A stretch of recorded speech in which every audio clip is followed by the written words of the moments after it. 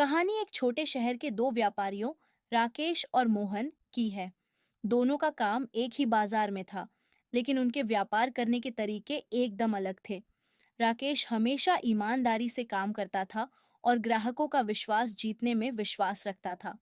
वहीं मोहन केवल मुनाफा कमाने के लिए गलत रास्तों पर चलता था। वह कम दाम के सामान बेचता, लेकिन उसकी गुणवत्ता बहुत खराब होती थी। एक दिन मोहन को पता चला कि शहर में एक बड़ा अनुबंध आने वाला है। इस अनुबंध से जो भी व्यापारी इसे हासिल करेगा, उसकी दुकान की बहुत प्रतिष्ठा बढ़ जाएगी। मोहन ने सोचा, अगर मैं किसी भी तरह से यह अनुबंध हासिल कर लूं, तो मेरा व्यापार और बड़ा हो जाएगा। उसने अनुबंध पाने के लिए अधिकारियों को रिश्वत देने की योजना बनाई। दूसरी तरफ राकेश ने भी इस अनुबंध के लिए आवेदन किया, लेकिन उसने सोचा, मैं इस अनुबंध को ईमानदारी से पाने की कोशिश करूंगा। अगर मुझे यह मिलना होगा, तो मेरी सच्चाई और मेहनत के कारण ही मिलेगा। मोहन ने अधिकारियों को मोटी रकम दी और उन्हें प्रभावित करने की कोशिश की, लेकिन राकेश ने सिर्फ अपने काम की गुणवत्ता और ईमानदारी पर ध्यान दिया। कुछ दिनों बाद अनुबंध के लिए निर्णय की घोषणा होनी थी। मोहन को पूरा विश्वास था कि वह यह अनुबंध जीत जाएगा, क्योंकि उसने पहले ही अधिकारियों को खरीद लिया था। परंतु निर्णय के दिन अधिकारियों ने राकेश को अनुबंध दिया। मोहन यह सुनकर हैरान रह गया। अधिकारियों ने बताया कि उन्होंने सभी व्यापारियों के काम की निष्पक्ष जांच की और राकेश का काम सबसे अच्छा और भरोसेमंद था। उन्होंने कहा, हमने ईमानदारी और गुणवत्ता को प्राथमिकता दी है, न कि रिश्वत को। मोहन को अपनी गलती का एहसास हुआ, लेकिन तब तक बहुत देर हो चुकी थी। राकेश की सच्चाई और ईमानदारी ने उसे वह सम्मान और सफलता दिलाई जिसकी वह हकदार था। शहर भर में उसकी तारीफ होने लगी और उसके व्यापार में दिन ब दिन वृद्धि होने लगी।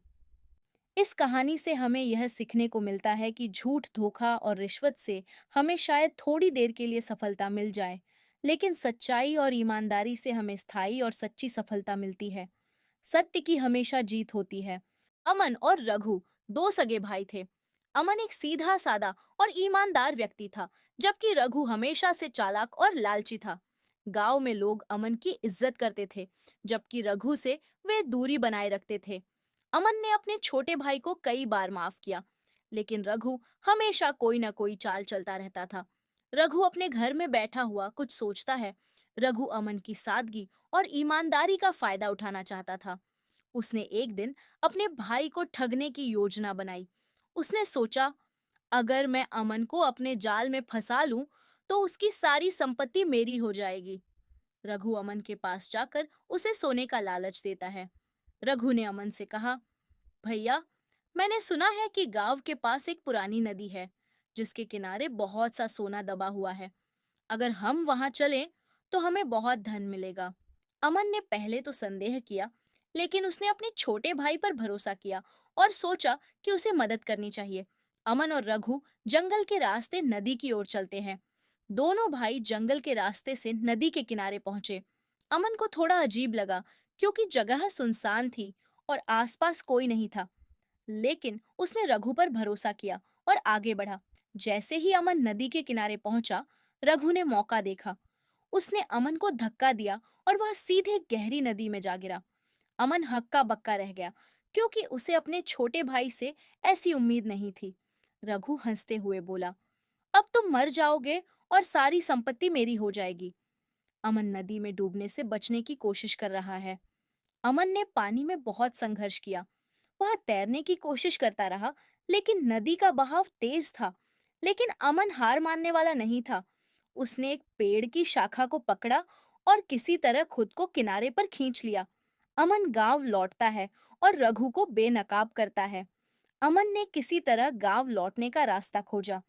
वहां पहुंचकर उसने गांव के लोगों को सारी सच्चाई बताई कि कैसे रघु ने उसे धोखा दिया और जान से मारने की कोशिश की। रघु को उसकी गलती का एहसास होता है। रघु को अपनी गलती का एहसास हुआ। उसने अमन से माफी मांगी। गांव के लोगों ने रघु को सजा दी और उसे बाहर कर दिया। सुबह का समय था। शांता देवी अपनी बहू सुनीता को आवाज देती है, अरे सुनीता, जल्दी रसोई में आ, आज बहुत काम है। सुनीता घबराई हुई रसोई में आती है और देखती है कि शांता देवी पहले से ही सब्जियां काट रही है। शांता देवी ने कंजूसी भरे अंदाज में कहा, सुन, आज से दाल में पानी थोड़ा ज्यादा डालना, सब्जी में आलू भी कम लगाना और घी तो भूल ही जा।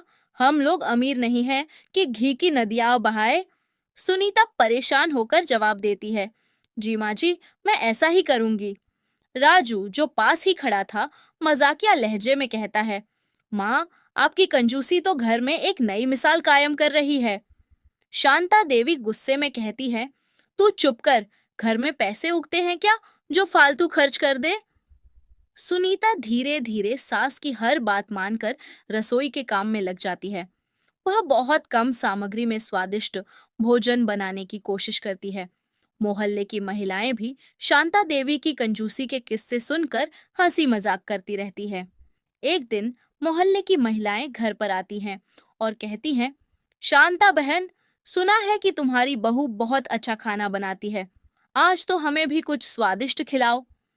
शांता देवी मुस्कुराती हैं और कहती हैं, हाँ हाँ, क्यों नहीं। सुनीता, आज सबके लिए खाना बनाना, लेकिन ध्यान रहे खर्चा कम हो। सुनीता सबको थोड़ा थोड़ा खाना परोसती है। महिलाएं छकते ही तारीफ करती हैं, वाह, खाना तो स्वादिष्ट है, पर कुछ कम लग रहा है। शांता देवी फटाक से बोल पड़ती है, भूख को काबू में रखना चाहिए, यही असली बचत है। महिलाएं हंसती हुई चली जाती है। सुनीता शांता देवी की बातों पर सिर हिलाती हुई सोचती है कि चाहे जितनी भी कंजूसी क्यों ना हो, लेकिन सासू माँ के साथ रहने का मजा कुछ और ही है। अंत में पूरा परिवार मिलकर भोजन करता है और सबको हंसी मजाक में सास की कंजूसी का आनंद आता है। कहानी का सार, कंजूसी कभी कभी हास्य का रूप ले सकती है, लेकिन परिवार के साथ बिताया गया समय अनमोल होता है। यह यह बात एक गांव से है, एक छोटे से घर से। उसमें दो बहनें रहा करती थीं। अन दोनों का माता पिता चल बसे थे। दोनों लोग दूसरे की घर जाके काम करती थीं। एक दिन रिया अपने मोबाइल में वेज पिज्जा कैसे बनाए उसकी विधि देख रहे थे, क्योंकि वो इस गांव में कोई जानता नहीं था और उसको एक धंधा भी बना सकते थे। तब वो खूब सारी वीडियो देख लेती हैं। तब वो कुछ हफ्तों के प्रयास के बाद खूब स्वादिष्ट पिज्जा बना लेती है और अपना ये छोटा सा घर गिरवी रख देती हैं एक जमींदार के पास अपना धंधा खोलने के लिए। और उसके बाद वो एक छोटा सा ठेला खोल लेती है और फिर धीरे धीरे उसके पास काफी भीड़ बढ़ने लगती है और उसको बहन भी मोबाइल पे देख लेती है कि मैं भी कैसे वेज पिज्जा बनाऊं।